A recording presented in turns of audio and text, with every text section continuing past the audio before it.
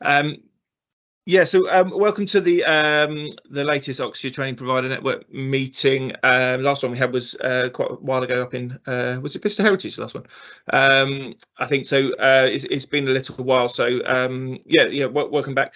I just wanted to start by saying just covering off a little bit about the Oxford Skills Board.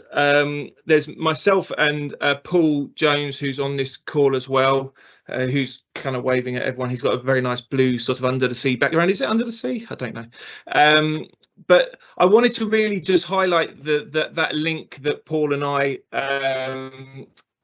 kind of do in terms of the Oxfordshire Skills Board. We sit on that board, who meet pretty regularly, and our job really on that board is to try and be the conduit between training providers in Oxfordshire and especially smaller training providers, local independent training providers especially, and that sort of higher level Oxfordshire skills planning and development that board is doing. So my point to that is really you're very welcome to get my details. I'm going to talk on Paul's behalf, but I'm sure he wouldn't mind Paul's details as well from Sally or from Melanie. And if there are things that you want to raise with the Oxfordshire Skills Board in terms of delivery in Oxfordshire, in terms of some of the things that we've got coming up that Sally's going to talk about the LSIP, about the Careers and Enterprise Company work that's being done as well, anything like that you want to raise or you want raised at that Skills Board, please get in touch with us so that we can do that on your behalf, and vice versa. We will try to, with these meetings, kind of take any takeaways from that Oxfordshire Skills Board meeting. We'll try and then filter back down the other way in order to make sure that you're aware of what's the planning is in terms of skills and technical qualifications and things like that in the local area. Some of the bigger providers that are probably on this call as well, you have representation on that board as well, and we have employers represented on that board, both SME employers and sort of some of the larger employers in a number of different sectors. So it's just trying to get that communication going both ways between the people actually delivering here in Oxfordshire and the planning that goes on in terms of that too. So that I just wanted to start that, and just sort of an open invitation to get in touch with us if you want to, if you have any thoughts, and also to think about what in terms of these meetings, what you want covered off at these meetings, which we're going to cover slightly at the end as well. So now 1 minute late, but we'll crack on. Sally is going to just take us through the various bits that Oxlep are doing at the moment in terms of local providers. Then after that, we've got David Lockhart Hawkins, who's on the call already, which is great. Hello, David. Who's going to take us through some of the new funding rules for apprenticeships and a real opportunity to dig into that and ask him any questions you have about your funding coming up in the next financial year, and then we'll go into sort of open questions and any other business. Okay, Sally. Brilliant, thanks Mark, and morning everybody. Great to have you on the call. So just going to give you a quick 15 minutes. It's going to be super short. If you've got any questions, pop it in the chat there.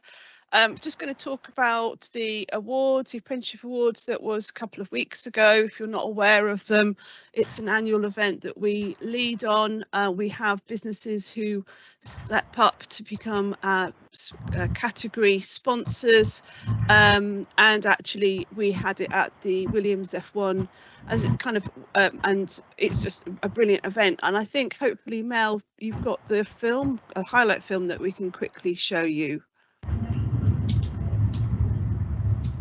Yes, would you like me to do that now, Sally? Yeah, would you mind? That'd be great. Just gives you a bit of a taster as to the event.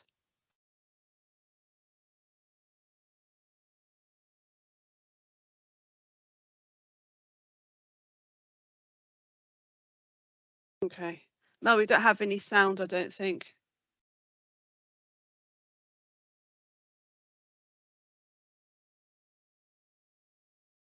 Okay, I think we've got a technical glitch. Mel, Sorry, do you want to just... Could you not hear that? No, do you want to just pop it in the chat? Yeah, okay, let's do that. I'll do that. Apologies for that, folks.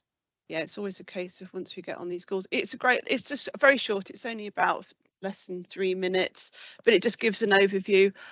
So the end of the awards, we have the category overall category winner, which it was this year was Josh, and it's just a brilliant event. So hopefully, if you're not aware of it and you'd like to get involved, please reach out to us and we can give you more information. We are going to be starting, gosh, it's a bit scary, but we'll be starting to kick off the 2024 awards, which will probably launch around mid-November time.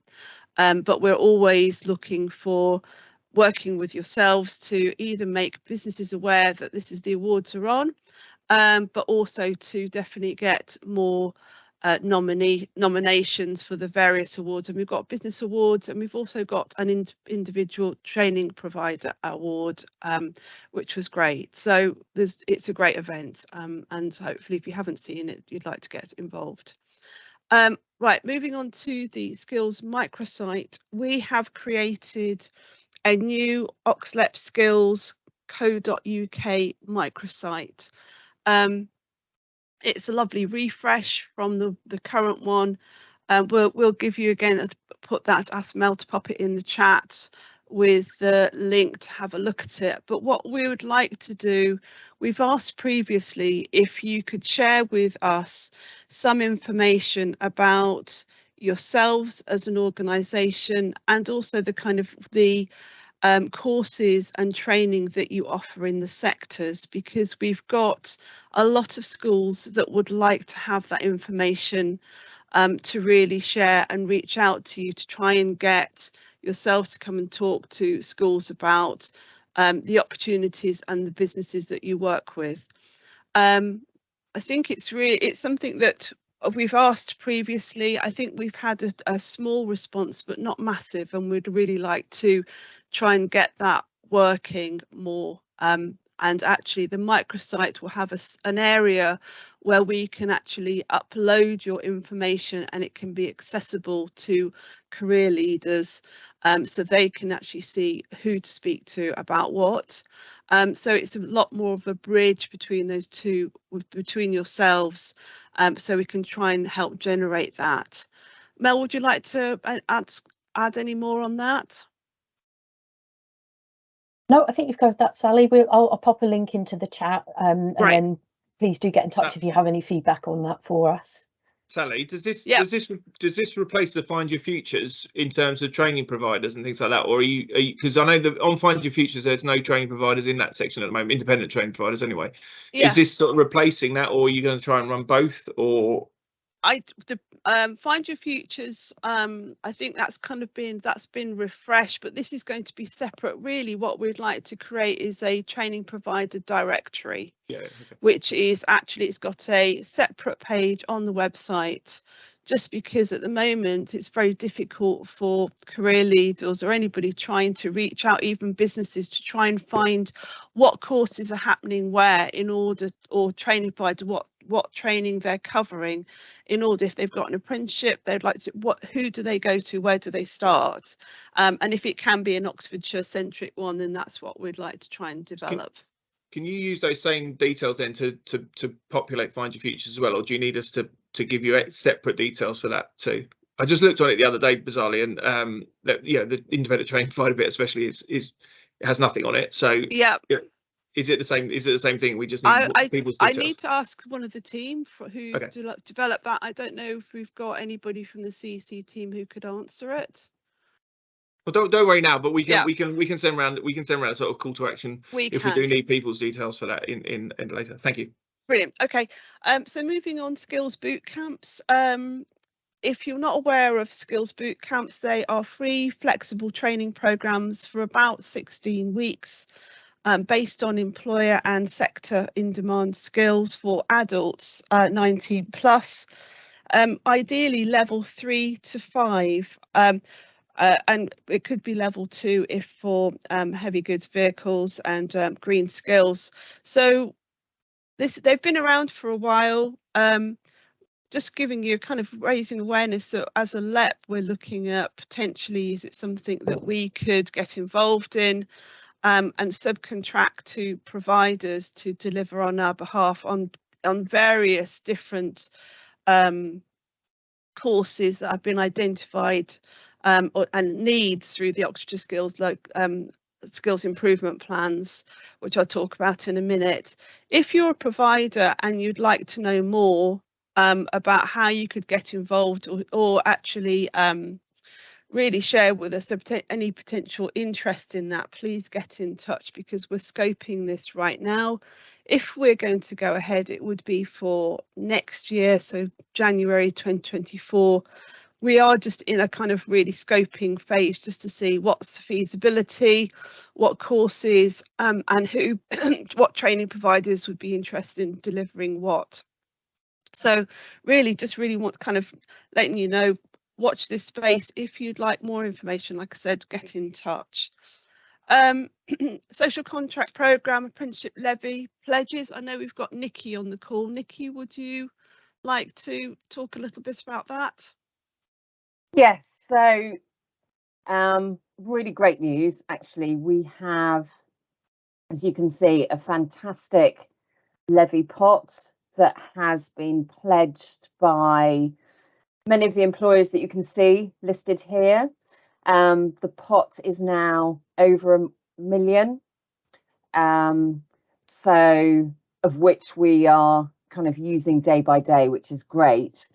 I think the call to action really is that if there are any SMEs, i.e. any non-levy paying businesses that are your clients and that are looking to recruit apprentices, we would love to obviously support them with matching them with one of the employers, so they will receive 100% of their training costs covered by a levy pledge.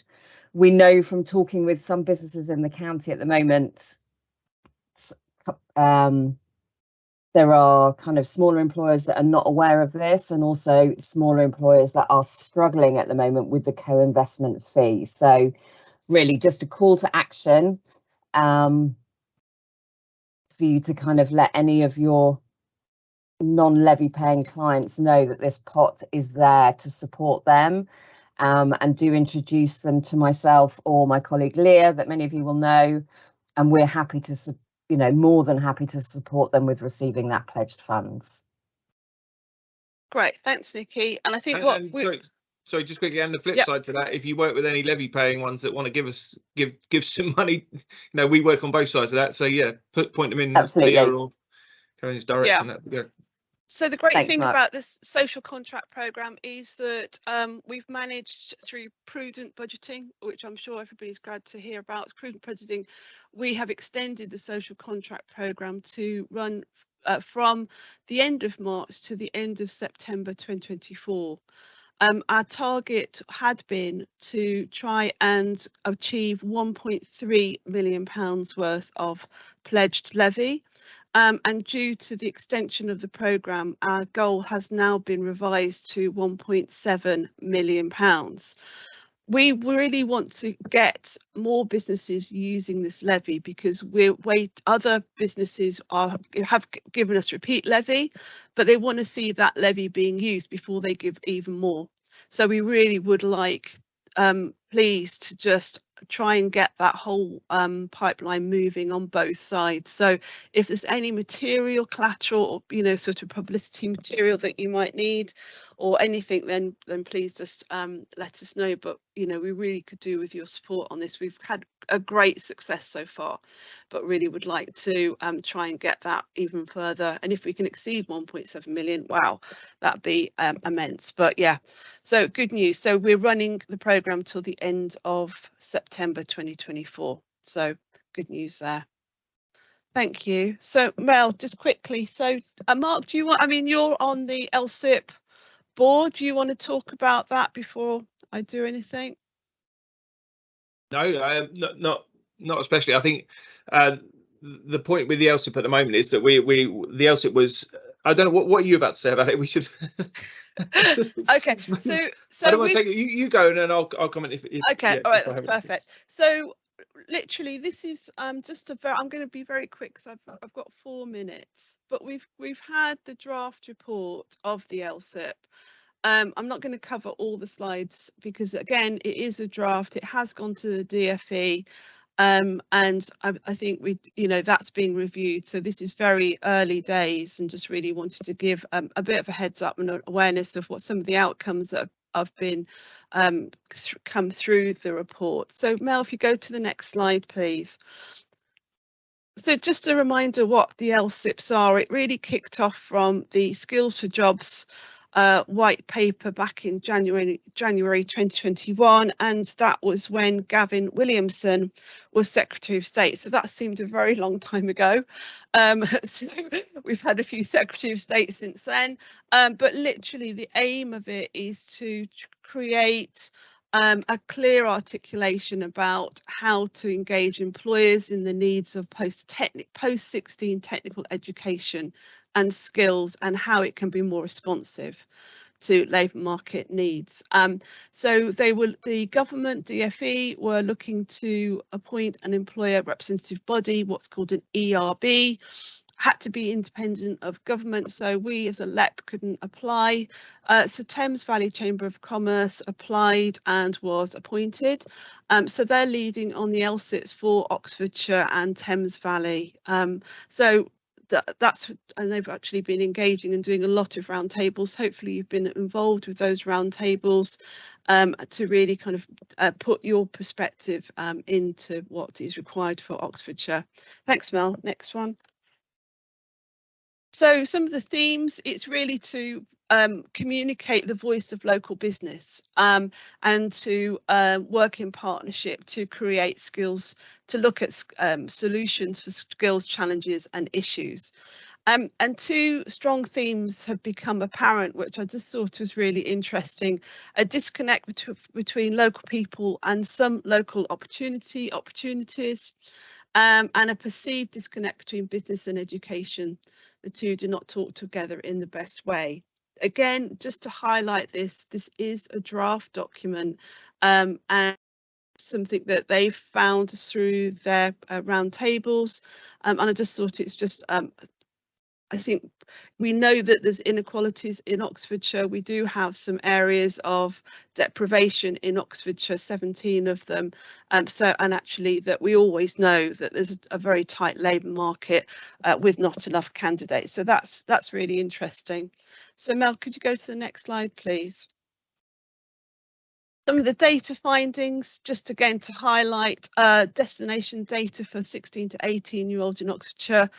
43.8% in sustained education, which was lower than the English average, and actually that Oxfordshire has got amazing growth and actually is top ranking for the foreign direct investment strategy. But there are those, and then those areas of deprivation. So you've got 17 of the 61 wards in Oxfordshire are the most deprived in England, and actually they are around Abingdon, 3 in Banbury, and then 6 in the city of Oxford. And City of Oxford is the second most unequal place in the UK, which is of an interesting stat. Thanks, Mel. So if you go to the next one, I think. Thank you. So employer feedback, employers are finding that actually they really want modularisation and lifelong learning. There's an increased focus on upskilling and cross-skilling, and actually that they really want curriculum delivery to meet the needs of working learners, helping employers to develop their existing workforce. Thanks, Mel.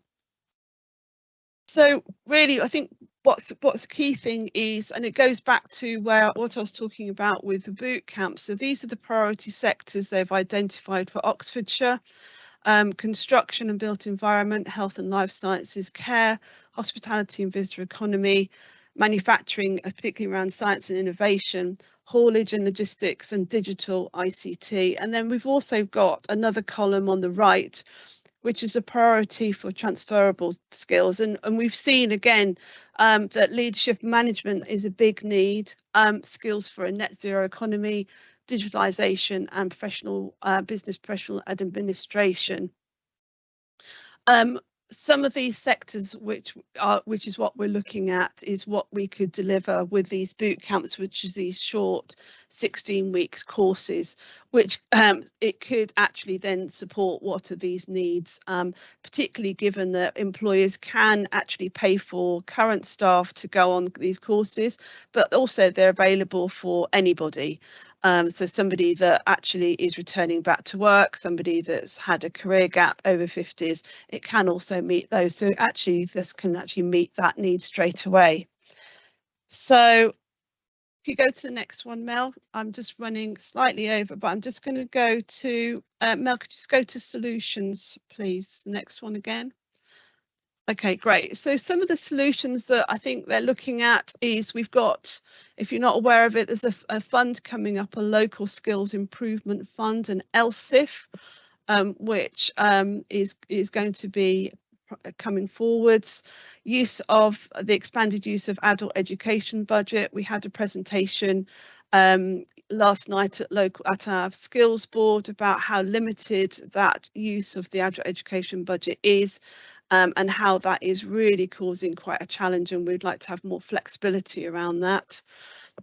Looking at new or expanded apprenticeships, and also T-levels, and also HTQs, and new curriculum content for existing courses. I will share the slides if you would like to have a little bit more of a look. That's probably a great thing. And then I think if we go to the last slide, Mel, I think the action plan. So I think they're also looking at employer champions to create 4 work streams, a Thames Valley skills unit to help drive forward the LSIP, a provider forum. So hopefully there won't be need to duplicate this, so we can try and work together on that. And a workforce development partnerships and priority sectors. So that's some of the kind of action plans that they're looking to deliver. But like I said at the start, this is still very much in draft form. And literally it's just giving you a very early heads up. This is what, and I think the report is really fair. It's very comprehensive. But it's good to be able to see how we can, as a collective, and yourselves as providers, how we can all work to support this initiative moving forwards. Mark, does that work for you? Yeah, the only thing I'd add, and it's only a very quick thing, is that the key thing for, I think, training providers and independent training providers is that the funding hasn't actually, how this funding is going to come through hasn't actually been finalised yet, and the chances are what they've put in the document is that there's going to be a college or some sort of further education institution that's going to be the lead on that sort of funding application, and independent training providers can be part of that as a consortium. As long as they can show that they have an active role in that consortium. So the funding is going to be slightly difficult in that it's going to have to be a group effort in terms of applying for that funding and then distributing that funding to the different providers and different people in the local area. So that's something definitely that's going to take a bit of work in the future to work out exactly how that works and who can be involved and how can be involved and things like that. So, but that's up in the air at the moment because I haven't actually finalised how that funding's come through, or it can be used for, or how it can be used. So yeah, watch your space really. Anyway, yes, thank you, Sally, for that update. So next, David Lockhart-Hawkins. David, I'm going to let you introduce yourself because you're far better at it than me, and David's going to look at specifically apprenticeships, but the new funding rules coming through and how they can be interpreted and used. David, over to you. Yeah, thanks, Mark. Yeah, thanks to the network for asking me to come on and speak today. I did a pretty much 4-hour webinar on implementing the changes to the funding rules on June the 8th. And we're going to go through all 4 hours with you now today. No, only joking. I don't think any of you could stomach that on a day as warm as today.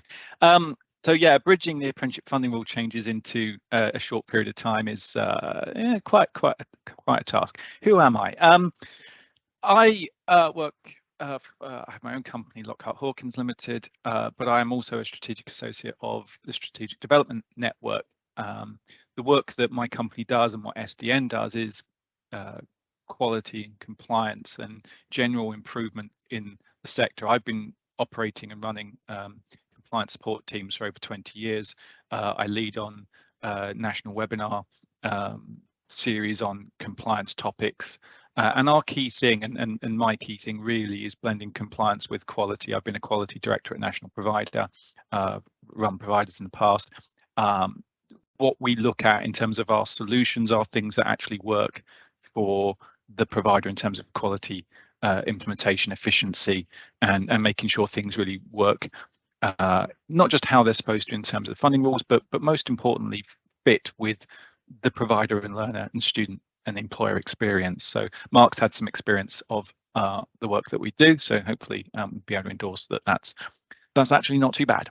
Okay, so let's look at a very quick presentation. You're going to have some slides shared after today. There are actually a lot more slides than I'm going to show you today, but this is bits and pieces from that much longer webinar that I did on June the 8th. The webinar is available to acquire, to watch. I've got details on a final slide of that, and I'll make sure that gets sent around as well. The key thing I would advise is your compliance implementation teams, your compliance specialist, they really do need to have a very strong understanding of the changes. And although there may not be too many changes of real significance, there are a lot of updates and clarifications that do require quite a lot of administrative change to process, to your policy, to some of your form design. So do bear that in mind. Like I said, I didn't do a 4-hour webinar for the fun of it. There was literally that many things that we needed to go through to inform of change. That webinar also includes a very detailed action plan of how to achieve these things. So that was enough about me. The key references for are shown on here. I'm not going to dwell on this because you're going to have these slides after today. So the apprentice journey appears on screen. This is a model I've used in most of my webinars for a number of years, and we've updated it for this year with some real clarifications around these phases. This should generally be the process flow for most provider apprenticeship programs. There may be some subtle variation, particularly in what I call the pre-entry phase, in terms of some of these things might not occur in the exact way in which they're recorded on screen here. But from that entry sign up process onwards, phase 2, 3 and 4, that's pretty much how most providers would tend to operate. And you can see in orange where core change has occurred. So it's important to understand that change has affected a lot of parts of your apprenticeship delivery. They're not necessarily significant changes, but they will affect these core phases. Key things: funding rules were published a lot earlier than usual. A version 1 then subsequently came out in May. Quite what the previous version was called, nobody seems to know because it didn't have a name. It wasn't a clarification or draft, but anyway, we have version 1 from May.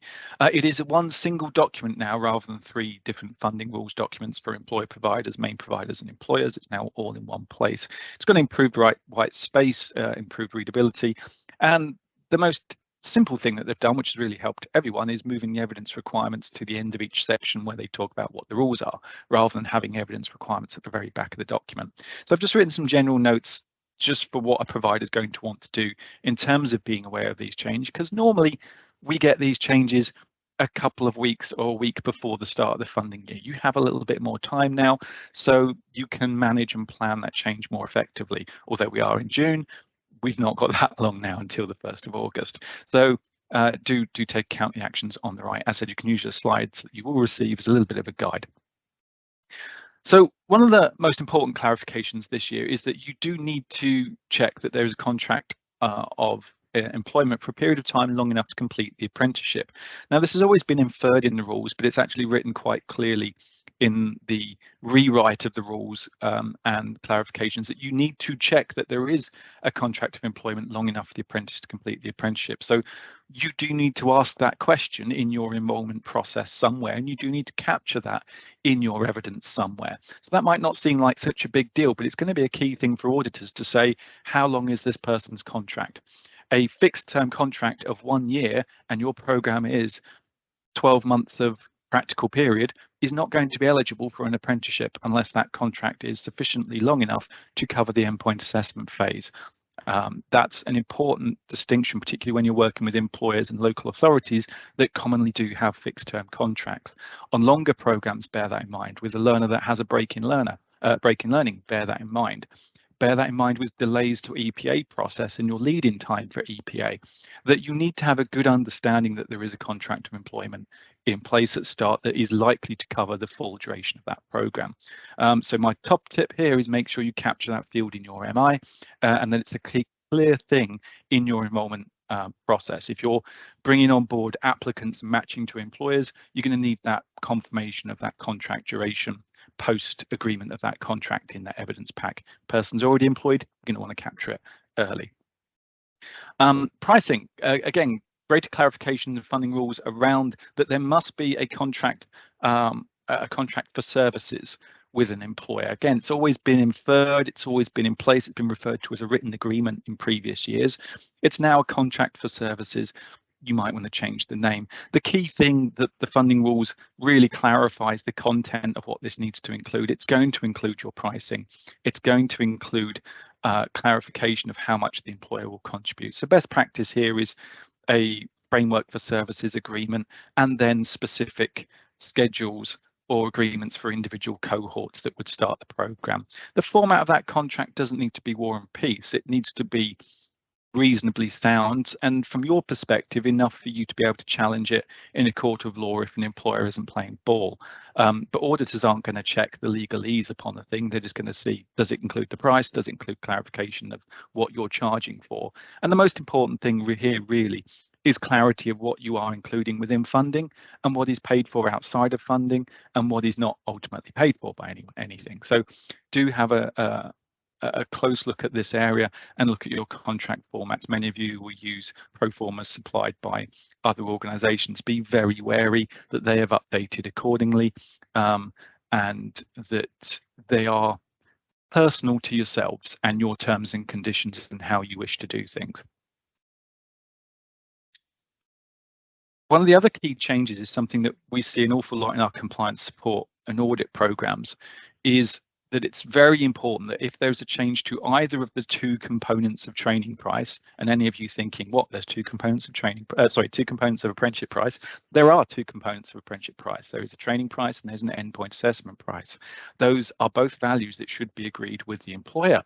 And if either of those two values change at any time, you do require the employer to agree in advance that change and reissue clarification of what that value is. So many providers have challenges where they might have put the wrong, incorrect endpoint assessment value down. Just a quick reminder, you should only be recording an endpoint assessment value when you know what that value is.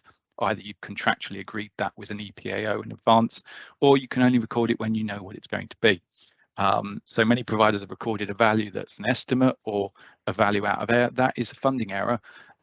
And you can only record it when you know what it is. If you've got an incorrect value, you do need to reissue agreement for what those two price components are. So do make sure that that's a very clear part of your employer engagement activities, and certainly it's not something you can just make changes on your ILR and not inform an employer about.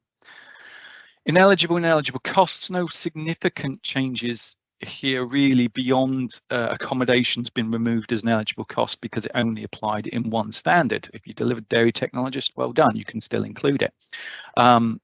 Uniforms and component parts capital items are clarified as ineligible. So just make sure that that's not one of the categories that you include within your pricing unless you're doing dairy technologist.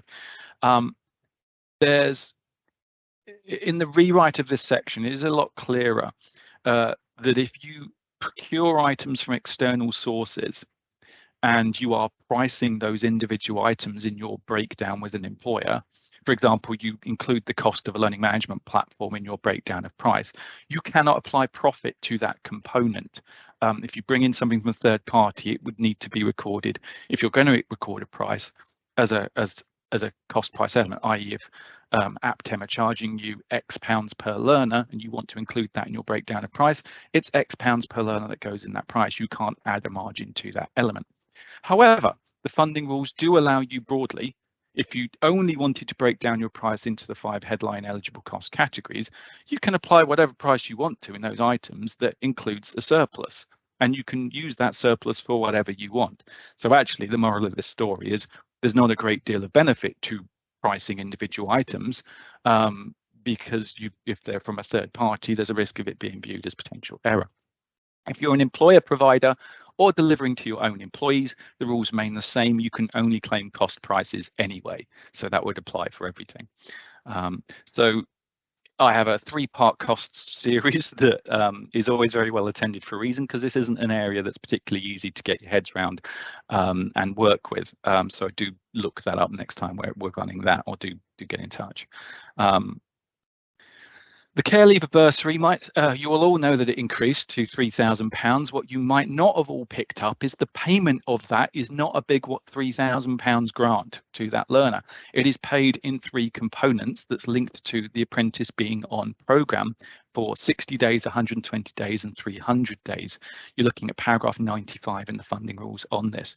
Do make sure your terms and conditions and your advertising of this to apprentices is clear, because you don't want to be setting expectation that that person thinks they're getting £3,000 on day 1 or day 2 or in the first week or in the first year. They're only going to have £3,000 if they've been on programme for 300 days. £1,000 paid at 60, £1,000 paid at 120, £1,000 paid at 300, and that's when the agency pays you. So the reality is, when you actually get it to the learner, who's going to be after that. So to manage that in your forms that you use to agree the bursary, to issue the bursary, and in how you advertise the bursary. I think that's a fairly easy way to have a very upset learner quite quickly if it's not designed accordingly. The initial assessment section has been really beefed up and rewritten to really clarify that initial assessment from a funding rules perspective is not just knowledge, skills and behaviours, maths and English. It's actually the eligibility of the learner to be in receipt of funding, the eligibility of the programme, learning support and English and maths. So it's basically saying initial assessment is this whole broad phase that includes all these elements. You now need to have a very clear confirmation of the outcome of initial assessment with employers. This is an evidential stage that we've recommended most providers have anyway, because there's always been a very clear working paper question for it in the audit working paper, that you want a very clear outcome of initial assessment. Now, this might ultimately feature within the format of your training plan, but you need to think around process here, how you're going to get an employer to be aware of the outcome of initial assessment, in effect, before you are designing and confirming what that training plan looks like. So ensure as a minimum you have evidence of that outcome of initial assessment, and it confirms that all the elements of IA have been completed and agreed. There's a number of things we put in our action plan here around what you need that employer confirmation to include. They're not in, or they're not all in, the agency's training plan template, which hasn't yet been updated for the new year. And I don't think it will include all of those things in it when it is updated, because all of those things are not, in theory, within training plan, but you're going to want confirmation that the employer agrees with X, Y, and Z. And there are a lot of X, Y, and Z elements within the what needs to be agreed. The right to receive funding part has received quite an important clarification, particularly if you run longer programs, that paragraph 20.4 on the right hand side, the individual has to be able to complete the apprenticeship in the time they have available, including the EPA. We talked about that with regard to contract status, but it's also the case with right to receive funding, their permission to be in the UK. If a person's visa will expire before the expected completion of the apprenticeship and the person is not yet in the process of renewal, they are not eligible for funding. If that's in that category of, if they're an asylum seeker or refugee with limited leave to remain or temporary leave to remain. So have a good look at this section and make sure you're clear on this issue. A lot of universities have had issues here with individuals whose they might ultimately get permission to stay on appeal, but at the point of start they weren't in the appeals process. They haven't got to that phase. They're not eligible to start without that status. So it's quite it's not a fair rule. I think it'd be fair to say, but it is what it is. And again, real clear clarification around the job role. And one of the key themes of this year's funding rules, particularly, is the real importance of that job role allowing the embedding of the knowledge, skills and behaviours of that standard, and also look quite clearly at the duties of standards. All the new standards that have been released in the last sort of year and a half have a list of duties that are really the things that the apprentice is expected to be able to perform in that job role. So a top tip for you in your initial assessment pre-screening process is look at job role fit and perhaps use those duties of the standard to identify, are these things all going to be possible within the job role of this apprentice? That's less of an issue if you are delivering the police constable degree apprenticeship where they're all police constables and quite clearly it's the job. It's going to be more in those more broader apprenticeship areas, your project managers, your operations managers, your team leaders. Are they actually going to be able to perform these things in their role during the process of the apprenticeship? So do think about that. The outcome of the employer, just coming back to that, just again some top tips for you.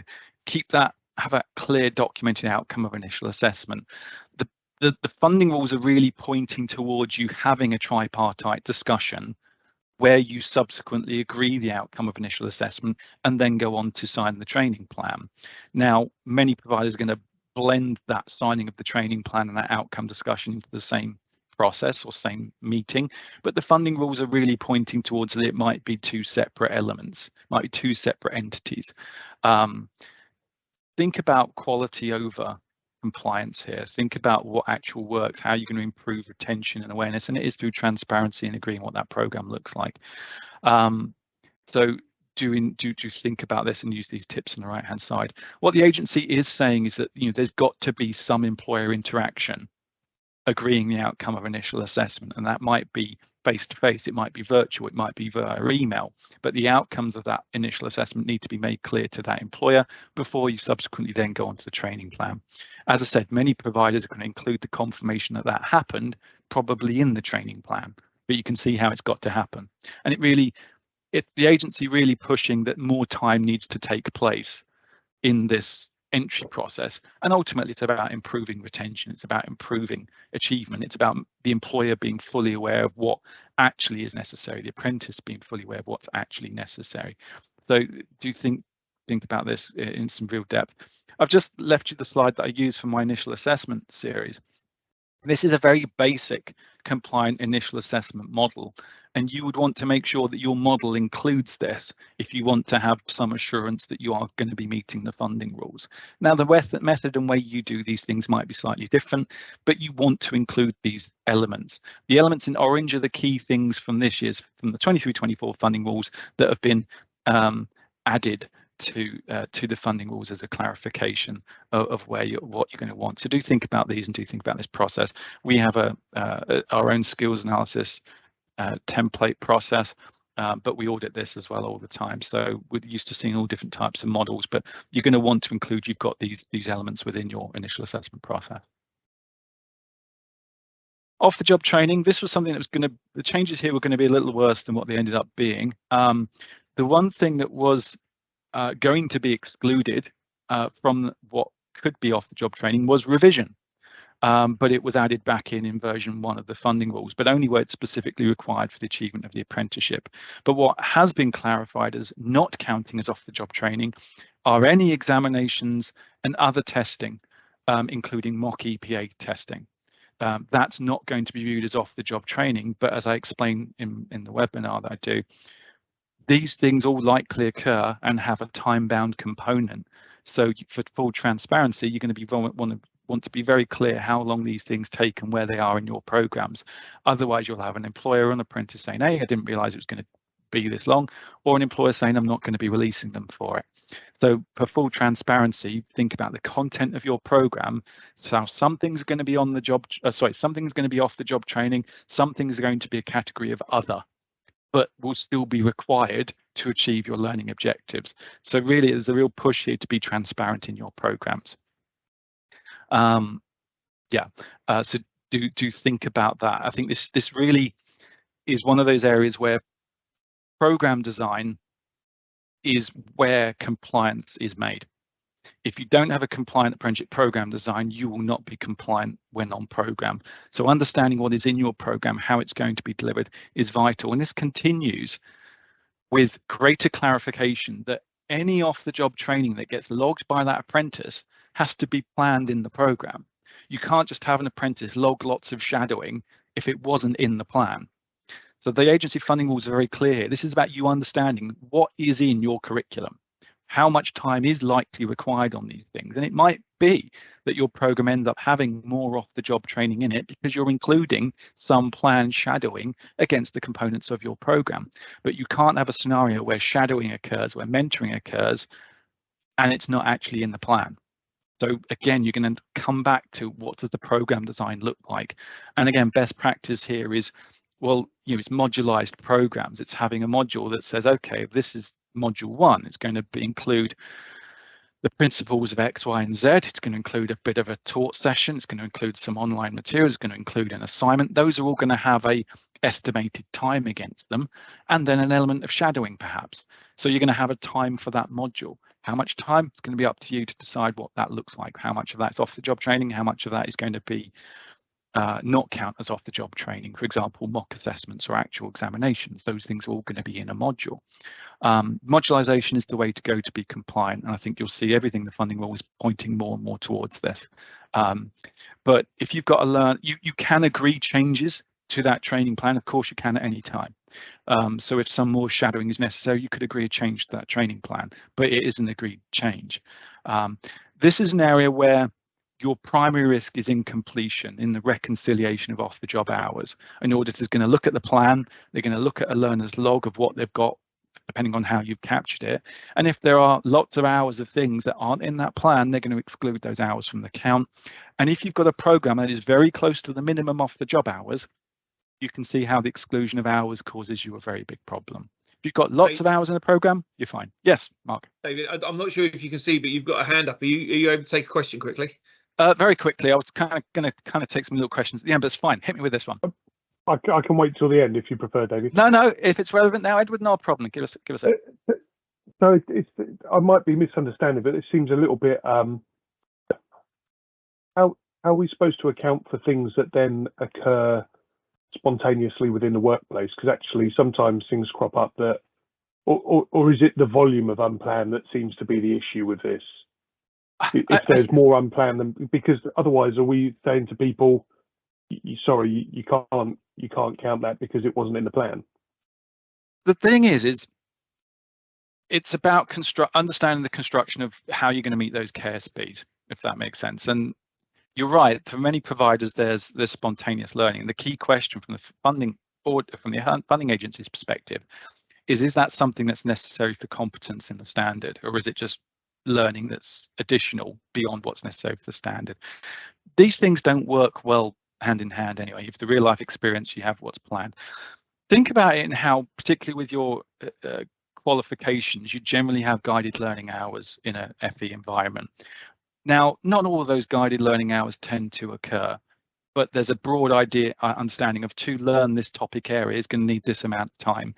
And I think that's kind of where we're going with off the job training, is a great awareness of, to learn this topic area. Maybe it's business, maybe it's the principles of team leading, or styles of team leading, or if it's the the types of metals, if that makes sense. To implement this effectively, you want your subject areas of your curriculum to probably have more potential hours within them. Now, whether all those hours get used or not, that's what's going to affect. Some learners will be faster than others, but I fully expect to see a few more modular designs where there is, in effect, some, there is a, I said 8 hours shadowing for each module, where there's going to be the time for assignments is probably a few more hours than might be necessary. That research and study in this area might be a given number of hours, if that makes sense, which allows your learner to capture those things, what they're looking for, to be perfect. And you kind of were heading towards this, really, is we see a lot of learners where perhaps closer to competence at the point of entry, than other, and what they end up logging is lots of things that quite clearly are not all going to be new learning, are not necessarily all necessary, and it's what's necessary to hit that provider's minimum number to make them eligible. So the reality here is if you've got a lot of good hours in your program and you're well over the minimum, don't really worry too much about exclusions. But it's those programs where you don't really know how it's going to be attained. That's where you're going to have problems. So it's about being not too defined, but making sure you've got an awareness of the typical learner journey in those subject elements. Does that make sense? Yeah, no, that's good. Thank you, David. The ILR privacy notice has changed. A May 2023 version has come out, so make sure your documentation is updated to take account of that. And there may be some tinkering with that before the 1st of August, so just do please be aware of that. So update your forms in that area.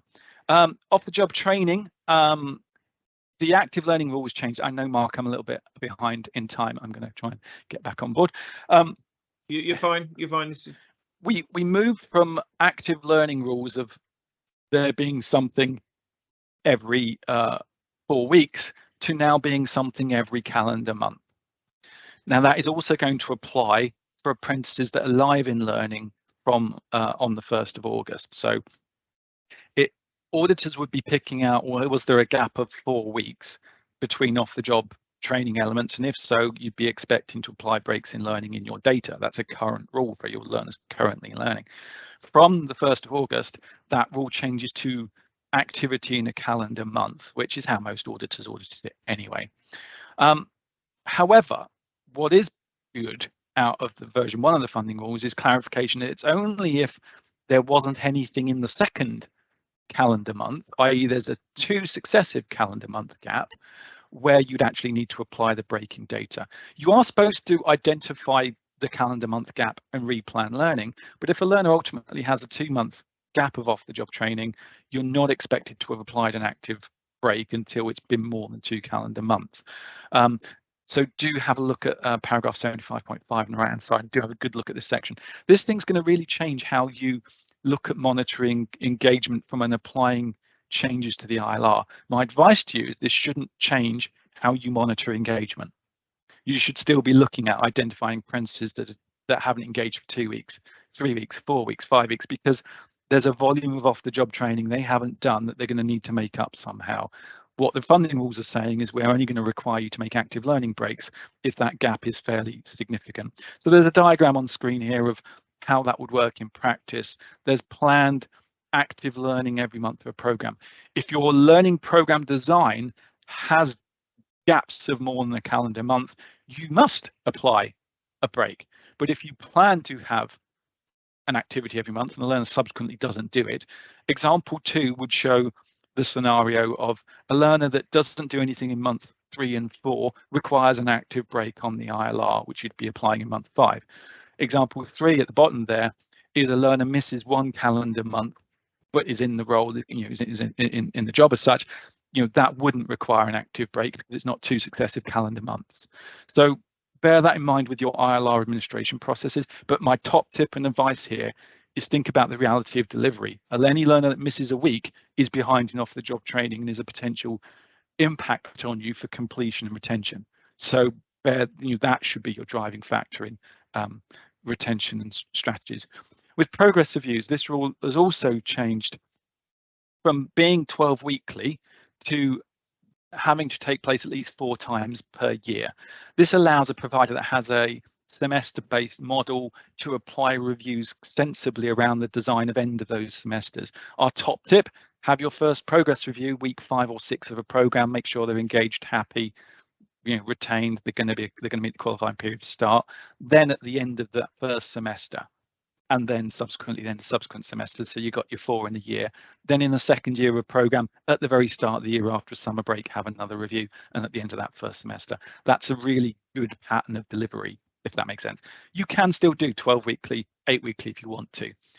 Progress reviews can be virtual, but the agency is also a lot clearer that the employer must be able to contribute to those progress reviews. One of those things you need employers to agree to out of initial assessment is that they will contribute to progress reviews, so make sure that's in your declarations. Again, you've got the actual rules on the right hand side there, but there is some awareness there that reviews can be virtual. Do think about practicalities here. Review is first and foremost a qualitative thing. So are you getting quality out of it is what I would advise you to look at. Apologies for flying through the slides here, but we are on a deadline. Changes in circumstances are quite clear in the rules that these are things where you'd be expected to get an updated agreement from the employer in terms of training plan, but potentially also apprenticeship agreement if the dates of this the dates of the program change. Think here really around if a learner is going to pass the planned end of practical period or the original expected completion date, you're going to want to make sure that there's a revised apprenticeship agreement and your training plan is updated. The agency lists where change of circumstance there in 215, but also makes clear, get in touch with them if you want to know what else to do. The section of the support manual and the funding rules around what to do in terms of in the event of changes hasn't yet been updated, and we're expecting a clarification on that in due course. Similarly to active learning, the rules on the agreed breaks in learning also move to the calendar month principle. However, just be cautious here, they're not both the same thing. If a learner is going to be absent for a calendar month, that's a planned gap. Therefore, you'd be expected to administrate that. If the learner's going on maternity, paternity, adoption, holiday, you'd be expected to apply that break. A holiday of more than a calendar month. If that is an active learning break, i.e. there was something planned and the learner's still in the job but didn't do the off-the-job training, that's slightly different. So do think around this. They've added a little clarification as well if you're using keep in touch days, that if there's gaps between those and more than the calendar months, then again, you'd be expected to apply different breaks on your ILR. So it's still quite a messy area, but do look at your awareness of engagement and your break in learning policy as two areas that you're going to need to do some updates. Minimum duration rules, there was a strange clarification that still needs more clarification on here, which is basically where you extend a program because the learner's part-time working, that apprentice can complete the program earlier than that extended planned end date where it's practical and possible to do so, provided the minimum duration and the minimum off the job hours for the actual time and training has been met. I talked about this in some depth in the webinar because it really doesn't make a tremendous amount of sense, because the idea of the extension was to make that person have the equivalent of somebody working full-time in the role over across at least a year. So if that learner can achieve at 13 months, they've not done the equivalent of 1 year as of a full-time person in the role. The rule is saying, well, actually, no, they can complete. But what's not clear is how many off-the-job hours would they need to have done. I think the assumption is at least 1 year's worth. So clarity is needed there, and we recommend contact the help desk. But it is an area that's probably the greyest area of the rules this year. The variation of off-the-job hours between planned and actual, some other fairly good news here. Whereas that form was previously needed if there was a change between the planned hours and the actual hours were less than planned, that change agreement now only applies if the planned program is less than planned. If the hours were less than planned and the program practical period was less than planned. So it's going to be needed in fewer instances, but actually it's not a bad thing to have in your processes anyway. So I just want going back on that minimum duration issue. This rule applies for starts from the 1st of August. So don't think if you've got a current learner that has an extended practical period because of part-time working that they can complete early, because the rules don't say this applies to carryovers. Again, contact the help desk if you want clarification on that. So the headlines are really, there's kind of 10 of them. Training plans, some updates to composition, keep an eye on what the minimum template looks like, but our advice here is really look at program design as a key thing. Learner eligibility, the role of contract status, that's something to capture in your MI and be aware of in your compliance controls. Pricing, importance of agreeing changes to either TMP1 training price or TMP2 assessment price. Active learning is going to result in a shift to your administrative processes for recording active learning breaks, but at the same time, think about your operational processes here. Any missed time means that learner is likely to need more time. So one of the things I've recommended last year was you want some internal MI field of projected end of practical period, projected completion date, which will allow you greater visibility operationally of when you think learners are going to come in. initial assessment, continued development in that area, and off-the-job training, those updates and exclusions and inclusions really do drive the importance of program design and being aware of the hours. And then finally, just a couple more things, that progress reviews, that 4 times a year pattern can be applied to carryover learners, as with the active learning issue from the 1st of August as well. ILR updates, the new privacy notice, the ESF field requirements have gone, the need to use the ESF logo has gone for new starts. Although there's a bit of a grey area, what if a learner was funded under ESF, then has a break in learning and then comes back, or they're still funded under ESF because their program was originally funded, potentially part funded by ESF. Okay, as I said, that's an awful lot in a short space of time.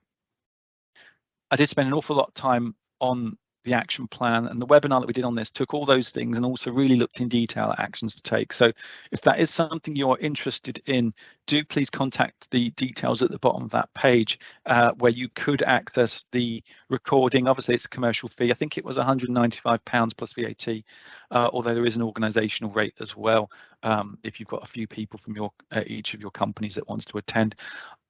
I don't often say these things are my events are must attends, but this one for your compliance practitioners or change agents is a must attend. It kind of worries me when I see webinars on the changes to funding rules being an hour or an hour and a half, when actually to really understand what you need to do takes a lot more time here.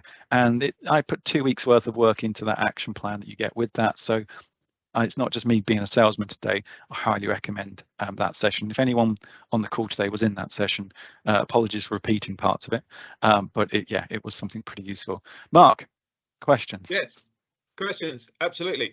I have the first. I'll kick it off. When you're reissuing paperwork, whether it's the agreement or whether it's the learning plan, does that have to be the full document again, with a sort of title on it saying this is a reissue, or can it be a kind of a note saying these are the changes that we're making to it? How in depth does that reissue of paperwork have to be if you are changing the program or adding extra learning in, or whatever it might be?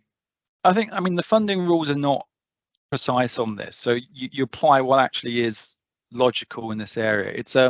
If it's a change to contract for services, then it's a contractual change. If it's a change to the training plan, then it's clarity over what has changed. As you said, the dates that have changed and what have they changed to. The program design has changed. What has it changed to? So I'm not an auditor that they says no, you've got to fully reissue a training plan. It's, well, what parts of that training plan have changed, and have parties quite clearly agreed with what that change is. So a well-designed change of circumstance agreement can work. A change of circumstance form needs to make sure it's got some agreements in it, if that makes sense. So do think about signatory confirmation statements and being clear on what it is that's changed. But if you've got a very narrative paragraph of what has changed and what's been agreed, with a declaratory statement from both parties saying they agree to this change, it's probably going to do the trick, if that makes sense. But be cautious on the nature of the change. If it's a change of training price or assessment price, I'd be reissuing clarification of what those two things are, if that makes sense. Yep. Alan. Hi, David. In relation to the signed agreements for the employers in relation to IAs, is it an urban myth that I've heard that if you've run a PLR and they've got exemptions, that they're not required to do the IAs? So the angle there is, if a learner has maths and English equivalents, they would not be required to do functional skills on program. So therefore, the funding compliance need to do a maths or English diagnostic is removed. You would be expected to do a knowledge, skills, behaviours skills scan. You would be expected to do a light screening for learning support needs. And you would be expected to look at, in effect, job role fit and general learner eligibility. The one thing that changes with the result of a PLR is the maths and English diagnostics, because if you're going to fund a functional skill, you need to be funding, in effect, if the person's already at level 2, you can't fund level 1, for example. So that's the funding requirement for maths and English. Quality-wise, though, you still want to have a maths and English diagnostic in your program, because of course material is going to affect to what level the apprentice is working at, and how that affects how you're going to teach them and what support they might need while on program. Does that answer the question? Yeah. I just want clarity on whether, because we're in the middle of running a new pilot for enrolment, that's all, and with the PLR, of course, if they've got an exemption for at level 2, then we're not running the IAs. Yes, they still do diagnostics anyway. A BKSB or a thingy, yeah. Yeah. The key thing is think about initial assessment as more of a broad composition of elements, of which maths and English is one of them. Vocational analysis is another, so that's where your skills scan or skills analysis comes in. The key challenge for most providers is translating a skills scan to their actual curriculum, and that's another thing I talk about in my webinars, and we do a lot of compliance work in that area, and creating automated mapping that identifies, well, if this K1, K3, S1 are competent, then it affects this module, rather than providers having to figure it out themselves, if that makes sense. I think that curriculum translation out of initial assessment is going to continue to be a key theme of improvement and efficiency, I think, for providers moving forward. Thank you. Does anyone else have any questions for David while we have him? Christopher. Yeah, thanks for that. Just on the back of Alan's question and previous inspection, I would, even if they have got level 2 English and maths, I would still run the initial assessment on English and maths and show where they're at, like on BKSB, for example, because we then move them to at least level 2 or 2.5 through the duration of the program, and then it shows progression and further stretch. So although you don't have to, by the sounds of it, I would still recommend it, especially when you get an inspector asking those kind of questions with you. Absolutely. I mean, qualitatively, let's put it like this: if you're doing nuclear technician and that person got a grade C 20 years ago in maths, you kind of want them to be relevant now. So there's real value to it. If a person has recently attained that grade A star in maths or in English, then there's an element of common sense there. But actually, proof of the pudding, and those diagnostic systems quite often do flag undiagnosed and potential learning difficulties, disabilities, which is always useful. Definitely. And it is somewhere that you can ultimately, it will help identify the resources you'll need to apply on program. But absolutely, I can also take the scenario where it's a cohort of new chartered managers that have all just attained A levels at grade A mathematics. There's still some benefit to it, but you can imagine a pushback from the client group, if that makes sense. Yeah, I mean, I'm not dealing with those kind of students really, but I mean, I'm just thinking, we're dealing with cohorts of predicted grades, and then when you do run initial assessment with them, they're nowhere near what their predicted grades are quite often. Absolutely, and always remember that the learner might have attained that grade with significant support or reasonable adjustments being made. Yeah. So and we've seen in more than one instance in my lifetime, I've seen instances where the grade they achieved is definitely not the grade that they actually did. So some local challenges in that area. Mark, any other quick questions? I think we had another hand up from Christopher, I think it was. Yeah, that was Chris. That's just no, that was me. Oh, sorry, Christopher. Yeah. I don't think. Has anyone got any, or we can? Has David done such a good job that we have no questions? Everyone's like, no, please, no more funding rules. We're done, done for the day. No, maybe they're all funded out. No, that's great. And thank you, David, for your input. That's fantastic. No worries. I will leave you now, but like I said, thanks ever so much for having us attend, and use the contact details on those slides. Mark will share them as well. We've got a number of CPD areas and sessions that we're doing. I'm doing an updated learning support, claiming learning support with confidence session designed around the 23-24 learning support funding rules. That's taking place on the 20th of June, so late next week. And we're opening up our rerun of the, if you want a live funding rules compliance session, the big one, that's we're going to rerun one of those in September. But again, just look at the CPT events on SDN. There's loads of stuff that I do and others do that's all really good. It really does go beyond the basics, but we've got a number of different things that we do to start at a basic level and then move up. So, but thanks, nice to meet you all, and some of you first time. Hope that wasn't too much in a short space of time. But cheers, Mark. Thanks, David. Bye. Okay. Yeah, as Dave said, I've worked with David a couple of times actually, and one of the things I did get from him and from his business was a kind of a set of templated documents, and it's everything from things like the learning plan through to change request forms, through to identification of SEN and how you then put that paperwork into your pack. And that actually really helped as a set of templates, which are up to date with the latest funding rules. So even if you don't want to use one of his webinars, there's things like that he has got, which were outstanding actually from my point of view, to sort of put the framework around the paperwork. We changed bits of it and put our logos on it and things like that. But in terms of sort of really full documents and sort of belt and braces in terms of that sort of evidence pack that you're putting together for each learner. Should the SFA come knocking for an audit, that it does give you a lot of confidence in that respect. So I hope that was useful. Any other business? So we're looking, first of all, if we can cover off the fact, is there anything that people want to offer up at the moment for future topics or future agenda items for these meetings, that you have a kind of an aspect, or not burning desire per se, but something that you feel like you want answering, or that a topic that you want a kind of a group discussion on? Is there anything that anyone can think of off the top of their head, or is that something that you'd rather go away and think about? Any suggestions from that point of view to make these as useful as possible? Wow, deadly silence. Mark. Thank you, Ed. That was getting painful. So sorry, that's great that you come in. Let you hang on for a bit. Thank you. That's great. I think something around the T-level maps. Yep.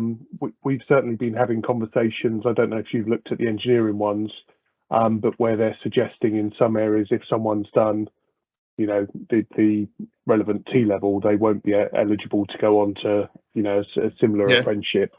And as I'm sure you have, we've been seeing a little bit of pushback from employers on that, because they're suggesting that, as great as T-levels are, it's not the same as someone having done an apprenticeship. Yeah, and I think you're right, and I think that especially again, I'm specifically engineering, but with them reducing the amount of diploma qualifications that they're going to be doing and really pushing into those T levels, so that we're getting more and more learners that are going to be coming to us. And again, that RPL piece that we've just talked about with David, we're going to get more and more learners coming through with T levels, just through the fact that they're taking away the qualifications that they were doing in college. So yeah, that's a really good point. Thanks, Ed. We can definitely add that in for a future meeting. Anyone want to contribute anything else? Otherwise, we'll move on.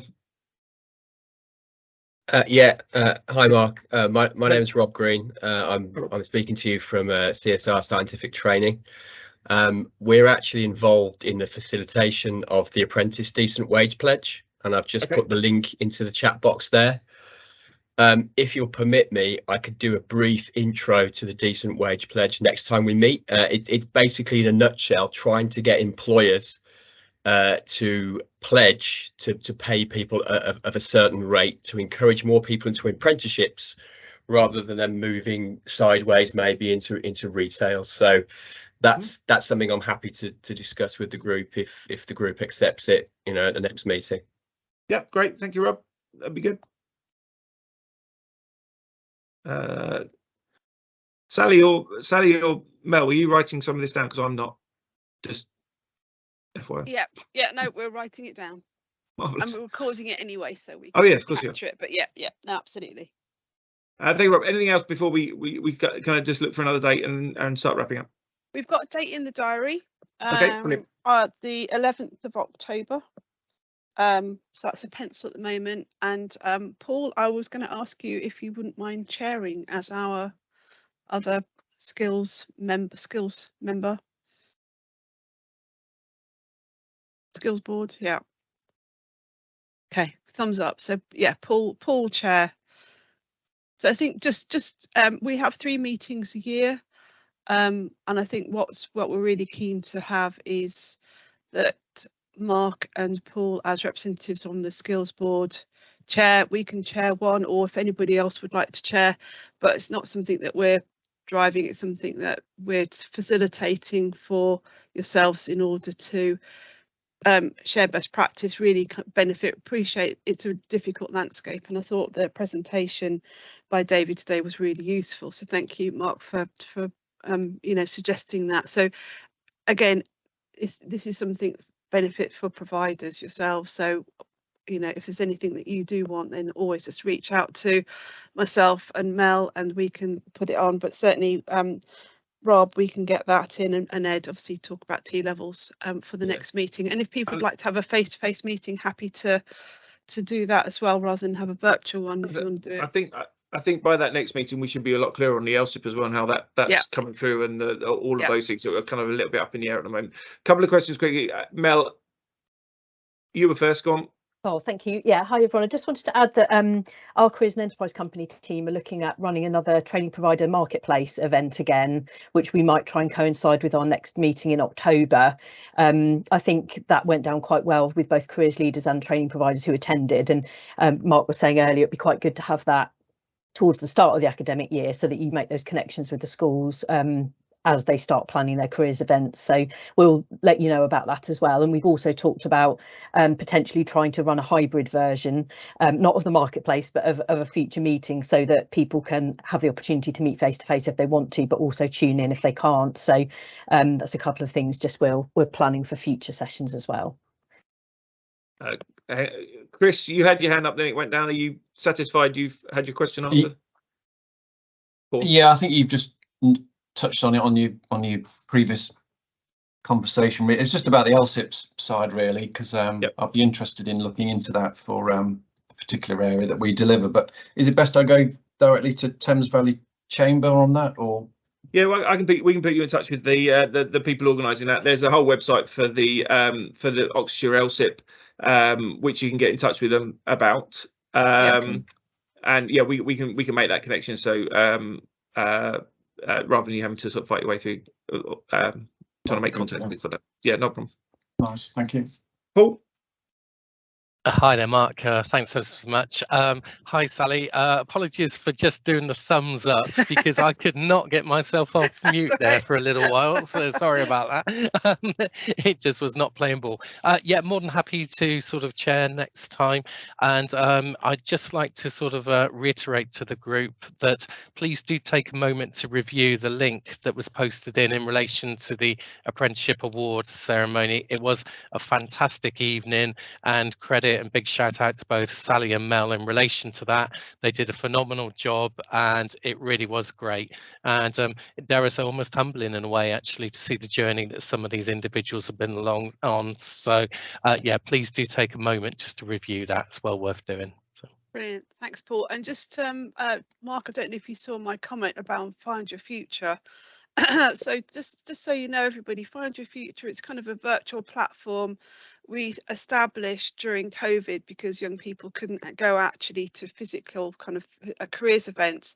So we set a kind of a massive, which is on my backdrop here, it's like a virtual hall with lots of different pods of businesses, of HE colleges, and just really helping young people understand what careers and sectors there are. So we're updating that. It should be ready by the 22nd of June, but there's probably some flexibility.